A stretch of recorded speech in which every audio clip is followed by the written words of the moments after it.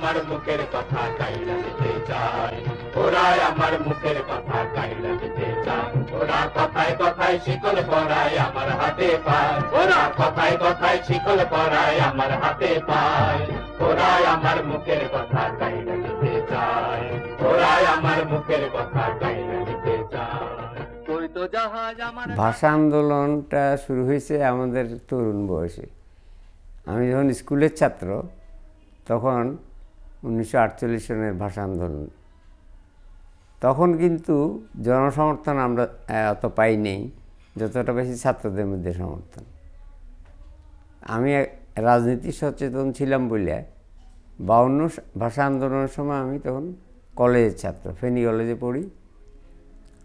ফেনী কলেজের ছাত্রদের মধ্যে রাজনৈতিক সচেতনতা একটু বেশি ছিল। তার কারণ ফেনীতে একজন জননেতা, তরুণ জননেতা ছিলেন খাজা আহমদ সাহেব। তিনি কয়েকবার সংসদ সদস্য হয়েছিলেন। ওনার সম্পাদনায় একটা পত্রিকা বেরিত, সাপ্তাহিক সংগ্রাম। এই সংগ্রাম পত্রিকায় ভাষা আন্দোলন খবরটা খুব ফলাও করে বের হতো। এর ফলে জানা গেল যে 21শে ফেব্রুয়ারি সাধারণ ধর্মঘট। কেন?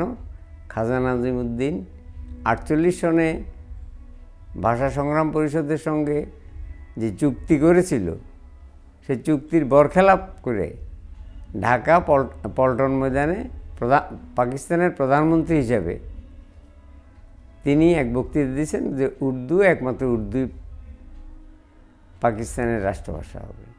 এই কথা বলার ফলে তরুণ মনে অভিঘাতটা বেশি হয়েছে। তিনি পূর্ব পাকিস্তানের প্রধানমন্ত্রী ছিলেন, তখন তিনি চুক্তি করলেন যে পূর্ব পাকিস্তানের সরকারি ভাষা হবে বাংলা, শিক্ষার মাধ্যম হবে বাংলা, আর পাকিস্তানের অন্যতম রাষ্ট্রভাষা করার জন্য বাংলাকে তিনি চেষ্টা করবেন। আর সেই লোক ভোল পাল্টে যখন পল্টন ময়দানে সম্ভবত 1952 সনের জানুয়ারি মাসের 30 তারিখে এই বক্তৃতা দিলেন, এই বক্তৃতাটা পরদিন তখনকার পাকিস্তান অবজারভার, পরবর্তীকালে বাংলাদেশ অবজারভার পত্রিকায়, এই পত্রিকায় ফলাও করে ছাপা হলো প্রথম এডিং।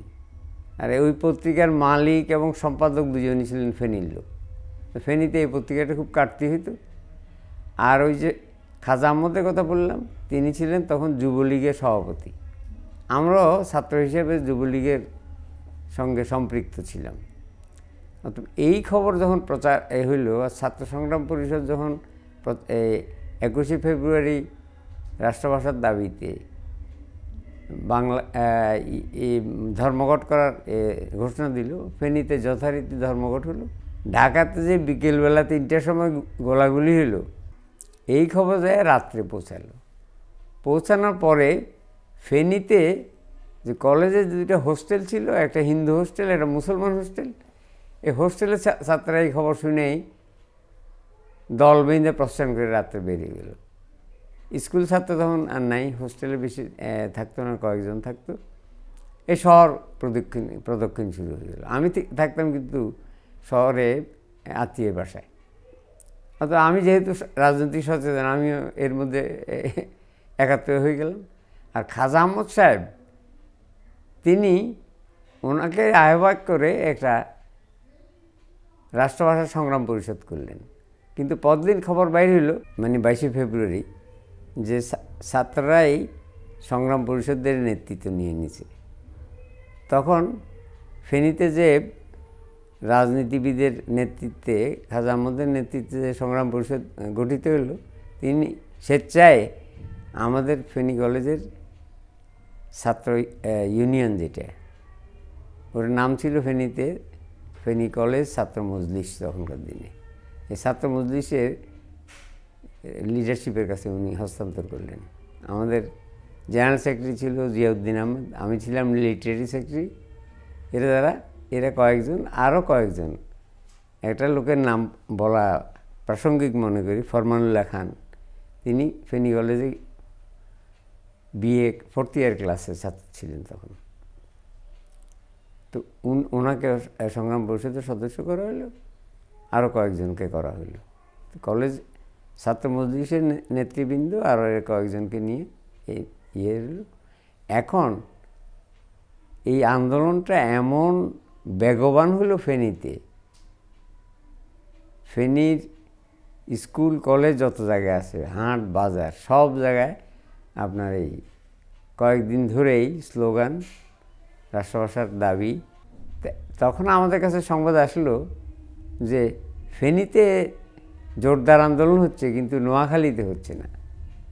তখন আমরা একটা মোটর গাড়ি ভাড়া করে এই আমাদের কলেজের জেনারেল সেক্রেটারি যিনি আহ্বায়ক হলেন জিয়াউদ্দিন আহমেদ, আমি, আমির হোসেন, সেও আমাদের এর সঙ্গে ছিল ছাত্র, আর খাজা আহমদ সাহেব যিনি আগের আহ্বায়ক ছিলেন, এরা আমরা ফেনীর থেকে চৌমনি পর্যন্ত গেলাম। পথে পথে যত স্কুল পড়েছে সব স্কুলের মাঠে আমরা সভা করলাম। চৌমনি যাওয়ার পর দেখলাম যে না, ওখানে আন্দোলন আছে, কারণ চৌমনিতে একটা কলেজ আছে, চৌমনি কলেজ। সেখানকার ছাত্ররা দল বেঁধে এসে আমাদের স্বাগত জানালো। এইভাবে আমার মনে হয় দিন সাথে খুব জোরে সোরে আন্দোলন হয়েছে, ভাষা আন্দোলন। তারপরে সরকার কিন্তু প্রথম দিকে কোনো বাধা টাধা দেয়নি, তারপরে ওরা ধরপাকড় শুরু করলো। ধরপাকড় যখন শুরু হলো আস্তে আস্তে ভাষা আন্দোলনটা স্তীমিত হয়ে গেল, কিছু কিছু লোককে জেলে নিয়ে নিল। এই হলো ফেনীতে ভাষা আন্দোলনের পটভূমিকা। বাংলাদেশের সংবিধানে বাংলাকে একমাত্র রাষ্ট্রভাষার মর্যাদা দেওয়ার পরও আমাদের সুপ্রিম কোর্টে ইংরেজিতেই সব চর্চা হয়। তার বিরুদ্ধে ভাষা আন্দোলনের নেতা গাজীউল হক, তিনিও পরবর্তীকালে অ্যাডভোকেট হয়েছেন, তিনি বাংলা ভাষা চর্চা করার জন্য আন্দোলন করতে থাকেন। আর আমি বিচারক হিসাবে বেশ কয়েকটা রায় বাংলাতে দিয়েছি, এবং এগুলো পত্রপত্রিকায় ছাপা হয়েছে, আইন সাময়িকীতে ছাপা হয়েছে। এবং গাজীউল হক উচ্চ আদালতে বাংলা ভাষার চর্চা বলে একটা বই লিখেছে, সেই বইতে আমার সব বাংলা রায়গুলা প্রকাশ করছে। মোদের গৌরব মোদের আশা আমরে বাংলা ভাষা, মোদের গৌরব মোদের আশা আমরে বাংলা ভাষা।